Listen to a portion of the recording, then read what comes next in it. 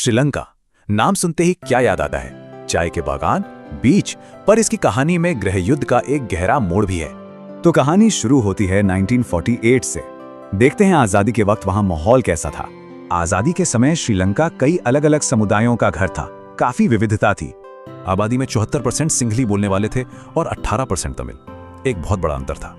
और ये फर्क सिर्फ भाषा का नहीं था, ज्यादातर सिंहली बौद्ध थे और तमिल हिंदू या मुसलमान।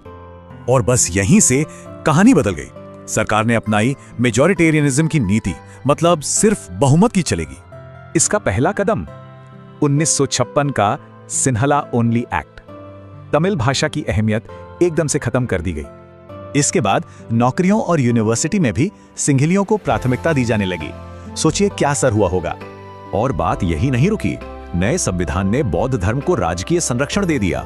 तो ये सारे फैसले एक के बाद एक आए। नतीजा, श्रीलंकाई तमिल अपने ही देश में अलग थलग महसूस करने लगे। तो एक तरफ सरकार की नीतियां थीं और दूसरी तरफ तमिल समुदाय की अपनी मांगे। टकराव तो होना ही था। उनकी सबसे बड़ी मांग थी क्षेत्रीय स्वायत्तता, मतलब अपने इलाकों में खुद के शासन का अधिकार। पर दशकों तक उनकी मांगों को अनसुना किया गया और बस रिश्ते बिगड़ते ही चले गए। और फिर वो हुआ जिसका डर था। इस अविश्वास ने गृह युद्ध का रूप ले लिया। इस युद्ध में हजारों लोगों की जान गई। ये सिर्फ एक नंबर नहीं, ये अनगिनत खत्म हुई कहानियां हैं। कई परिवारों को शरणार्थी बनकर देश छोड़ना पड़ा और देश का विकास भी रुक गया।